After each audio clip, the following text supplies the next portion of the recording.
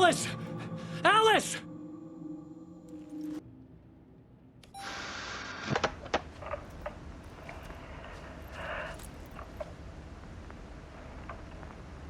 When I was younger, photography was everything to me.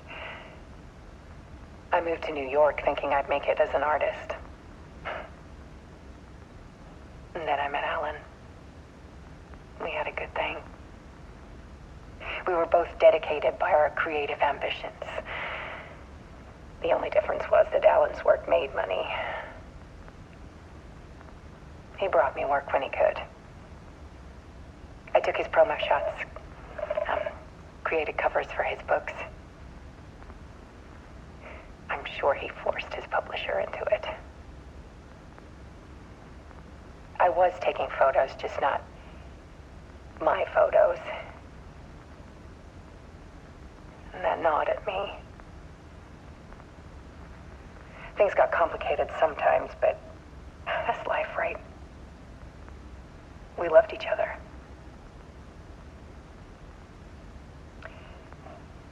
Then Alan hit a block. I brought out a meaner side of him.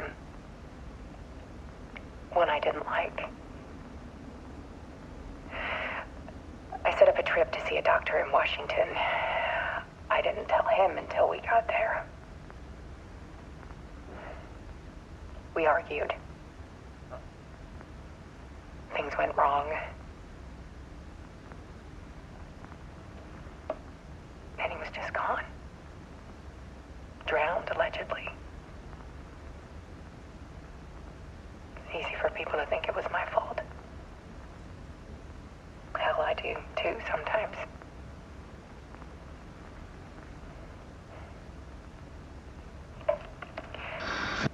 About 6 years ago,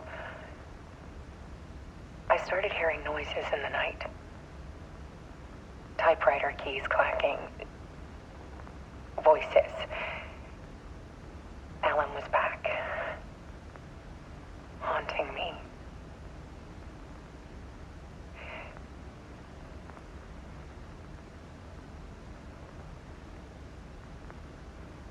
Then it got violent. It was Alan. And yet, it was a monster.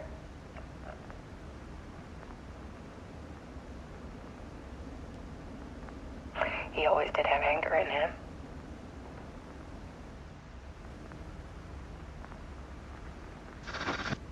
I set up cameras around the apartment with motion sensors and flashes. Now, when the monster comes, I turn it into art. My nightmares caught on film. And this is the focus of my new exhibition. To show people the world is so much darker than they ever knew. I'm calling this exhibit The Dark Place.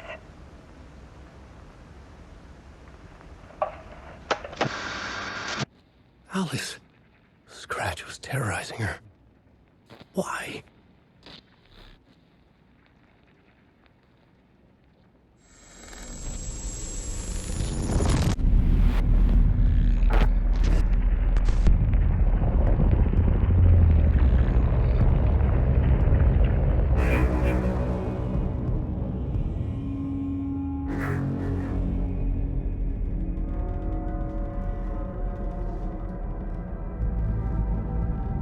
I sat in the writer's room and wrote a story. Initiation. To project myself through the dark place, to look for a way out. The story had brought me here, brought me nowhere. Looped me back. I was writing the story. And in the story, I now stepped into the writer's room. But there was no one here writing it.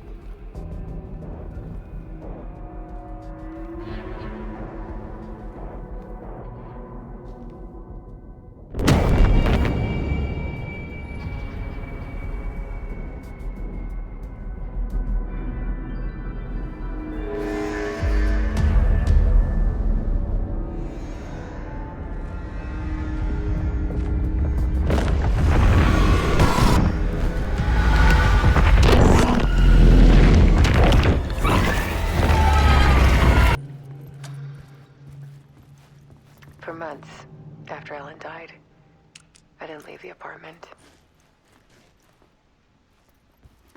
I was flattened by the confusion, the shock, the guilt, fear. I could barely get out of bed. Barry Wheeler started visiting. He even cooked me meals. I couldn't stand the guy when I first met him, but he's a better friend than I gave him credit for. And he still checks in, even after he moved out west.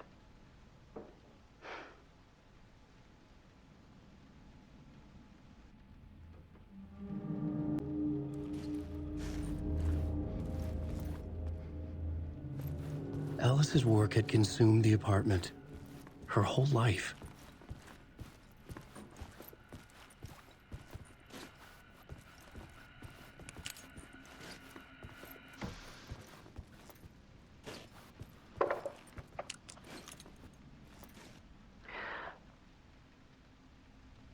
One morning, I saw a deer soar past my bedroom window. It was a balloon of some cartoon animal. And I looked out at the street below, and I saw a little girl crying. Like losing that balloon had just ended her whole world. It was the perfect image of the horror of caring. And that's when I got myself out of bed. And I picked up my camera.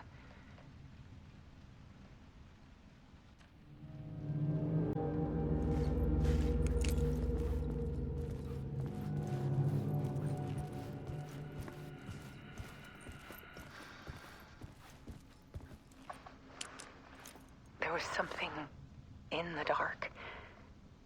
Something I needed to see, to show. The more shadows I photographed and filmed, the more I felt like I was on the verge of a breakthrough.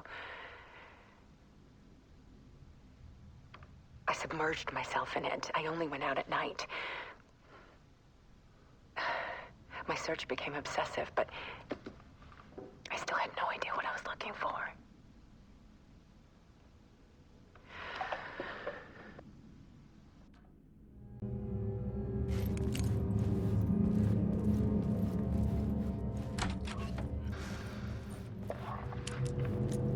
There's a world hidden behind ours.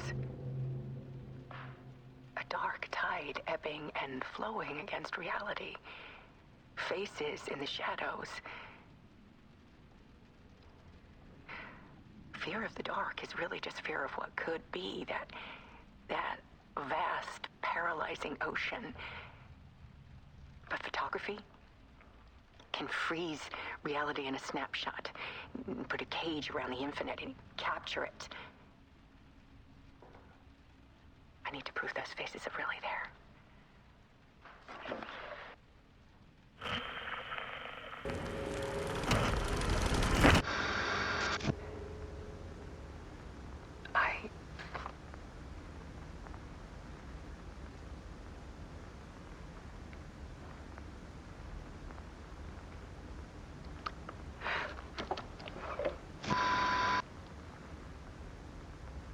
It won't end. Like a nightmare I can't wake up from. I thought I could contain Ellen in my photos, but I can't. The monster just keeps coming back. Every night. Like waves hitting the shore.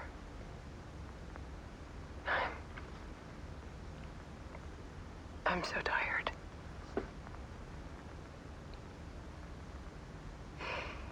He's here all the time now. There's so much rage inside of him, I can't stand it anymore. God,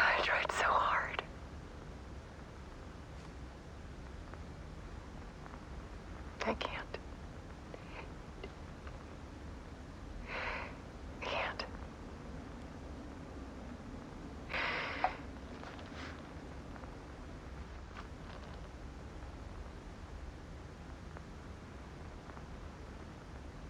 I have made a decision. Most of you won't understand.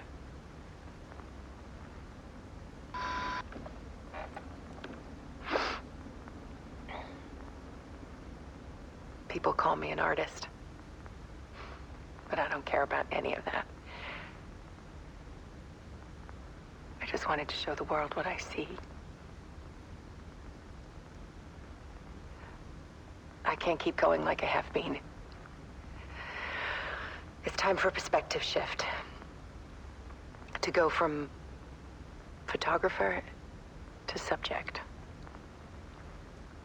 From artist to art.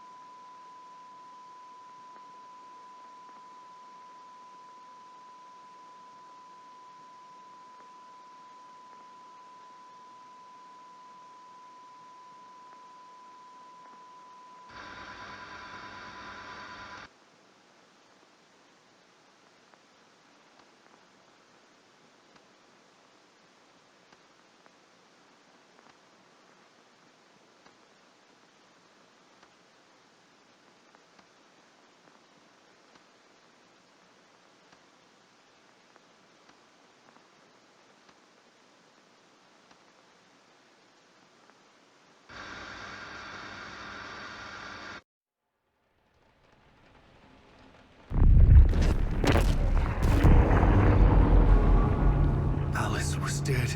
Scratch tortured her until she couldn't stand it anymore. Until she broke. And all that time, she thought it was me. Scratch was still here. He hadn't escaped the dark place yet.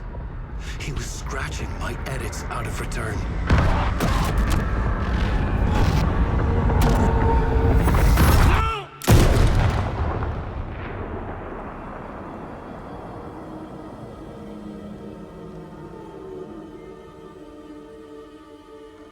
I had seen this before. This was not Scratch. This was me. Caught in a loop. I had stopped myself trying to fix the manuscript. I was the one haunting Alice. It was always me. I killed her.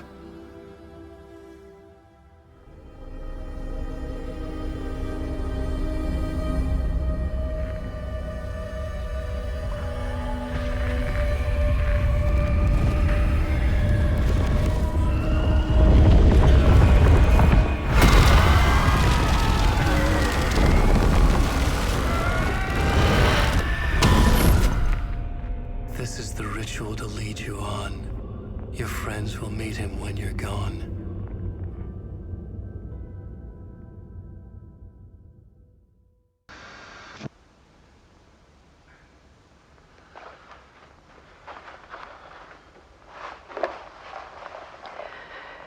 This part is just for you.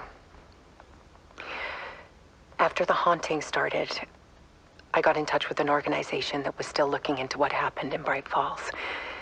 I went to their offices and something happened there. After I got home, I could suddenly remember everything. I remembered being trapped inside that lake. A dark ocean with echoes of myself. My fears, my photos. Inside a dark tide of madness, the same events and images looping again and again. And then I saw a light. Your light. You dove in just as I swam out. You never drowned. And you're still there reaching out. That is what the haunting is. I can see you because I've been there too. I chose to come back to the dark place. That is why I put on this exhibition. I had to mislead you, so that I could get you to where you needed to be. The only way out of your loop is destruction or ascension, light or dark. And we've covered the destruction part many times over. And we're getting to the ascension bit by bit. Time means nothing here. You'll still need to go through the loop. But I will keep showing you the images you need to see, the light you need to see, until you're ready. Alan, I think we're getting close.